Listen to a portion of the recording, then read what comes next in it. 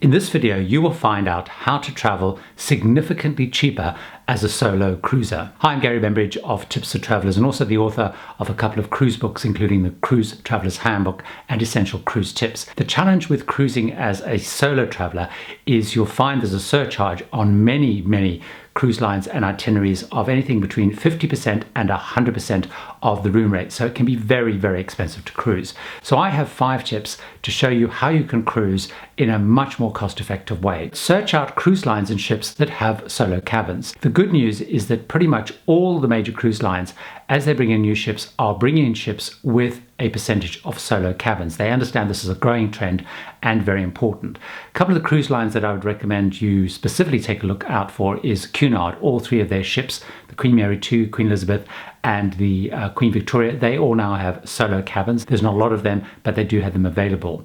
Also, cruise lines like P&O Cruises. But 2 of the really big boys that you should take a look at is Royal Caribbean and Norwegian Cruise Line.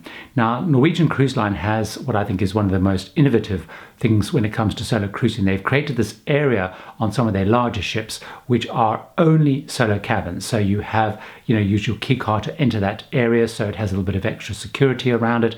There's a little sort of lounge communal area, and then they have the solo cabins. When you're looking for a cruise, certainly ask your cruise agent for ships and cruise lines that have specific solo cabins. That's your best way of finding a great fare. The second thing to consider is look at European river cruising. So many of the cruise lines that go up and down the rivers within Europe offer either great deals or have solo cabins. It's very easy to find solo traveler deals on river cruise lines. You'll find lots of solo travelers normally, and they really do cater for solo travelers. European river cruising is a great option for solo cruisers. So the third tip is some cruise lines actually offer programs where they will partner up solo travelers. So you'll find that happens quite a lot on some of the more exotic itineraries like the Arctic or Antarctica. They will often offer up schemes where they will partner solo travelers together. But even cruise lines, mainstream cruise lines like Princess and Holland America, will also often offer this opportunity. So again, you can approach the cruise line and your cruise agent and find out if they do run those programs on your particular itinerary. Of course, the downside is you will be cruising with people that you may or may not get on with. But certainly on some of those itineraries which are very port intensive, you may find you don't mind that, because actually saving between 50% and 100% surcharge is worth taking the risk of a partnership program. So my 4th tip is to sign up for solo traveler sites and blogs newsletters. There are a couple of really great blogs that specifically target solo travelers, and they're always on the lookout for deals, and in their various newsletters they will always publish when they come across either special deals or special offers targeting solo travelers. So a couple of those sites to consider are sites like solotravelerblog.com, which is one of the largest online resources for solo travel advice and deals.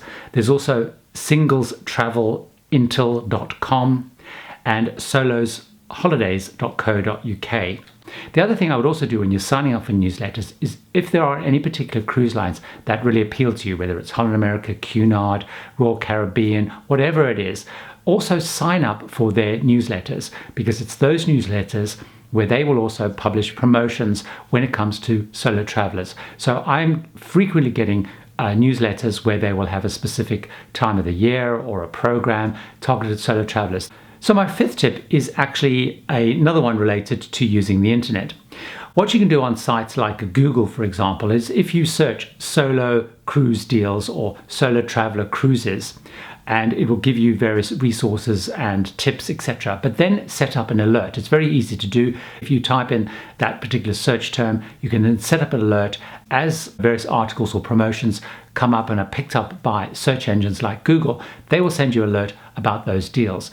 So there you are. Those are 5 tips on how, as a solo traveler, you can find a much more cost-effective way of cruising. It can be very expensive going on a cruise as a solo traveler. 50% to 100% surcharge makes it very costly.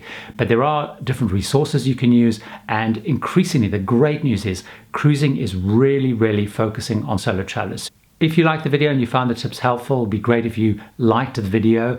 And of course, what would also be even better is if you have any other ideas or suggestions or tips, please leave those in the comments. But very importantly, I'd also love it if you subscribed to the Tips for Travelers channel and get more travel inspiration, advice, and tips.